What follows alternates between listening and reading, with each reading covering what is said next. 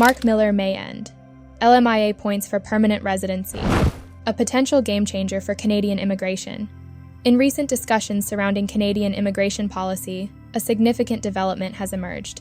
Marc Miller, Canada's Minister of Immigration, Refugees and Citizenship, may move to eliminate the points awarded for the Labour Market Impact Assessment, LMIA, in the express entry system.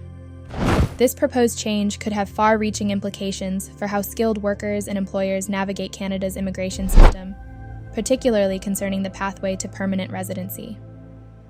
To understand the potential consequences of such a shift, it is important to first grasp the role of the LMIA in the express entry system and what the removal of LMIA points could mean for applicants and the broader Canadian labour market. What is the Labour Market Impact Assessment, LMIA? The LMIA is a crucial tool used by the Canadian government to assess whether there is a need for foreign workers in the country. It is a process that employers must undergo when hiring foreign nationals for certain positions. The objective is to ensure that hiring a foreign worker will not negatively impact the Canadian labour market.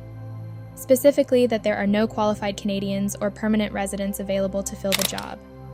Employers applying for an LMIA must demonstrate that their hiring will contribute positively to the Canadian economy, and they must also show efforts to hire Canadians first. For foreign workers, a positive LMIA is often a prerequisite to obtaining a work permit and can also play a critical role in qualifying for permanent residency through the express entry system. How does the LMIA relate to express entry? The express entry system is Canada's primary method of selecting candidates for permanent residency in the economic immigration stream, which includes the Federal Skilled Worker Program, Federal Skilled Trades Program, and the Canadian Experience Class. Under express entry, candidates are ranked in a pool based on the Comprehensive Ranking System, CRS, which awards points for factors like age, education, work experience, language proficiency, and crucially, a valid job offer supported by an LMIA. An LMIA-backed job offer can provide a significant advantage in the CRS, contributing up to 200 points, depending on whether the offer is for a position at a National Occupational Classification, NOC skill level 0, A, or B. This has been an essential pathway for many skilled workers seeking permanent residency in Canada, especially those with in-demand skills but lacking other high-ranking factors like language ability or education credentials. The proposed change, ending LMIA points. In light of ongoing discussions around the effectiveness and fairness of the immigration system, Marc Miller's suggestion to eliminate LMIA points represents a major shift in immigration policy. The rationale behind this potential change centers on a few key concerns. 1. Encouraging broader labour market participation. One of the goals of the Canadian immigration system has been to ensure that skilled immigrants contribute to Canada's labour market in a way that fills skills gaps, without displacing Canadians or permanent residents. Critics of the current system argue that awarding extra points for an LMIA-backed job offer disproportionately benefits those with employer support and creates an imbalance in the selection process. By ending LMIA points, the system may shift toward a more merit-based approach, where candidates are selected based on their qualifications rather than the presence of a job offer. 2. Addressing labour shortages. More effectively, Canada has faced significant labour shortages in recent years, particularly in sectors like healthcare, technology, construction, and manufacturing. Proponents of the proposed change argue that eliminating the LMIA points might encourage more skilled immigrants to apply through other pathways without feeling dependent on employer sponsorship. In turn, this could help direct resources and applicants into the occupations most in need of skilled labour, without putting the onus on employers to secure LMIAs, which can sometimes be a time-consuming and bureaucratic process. Third, a shift towards provincial nominee programs, PNPs.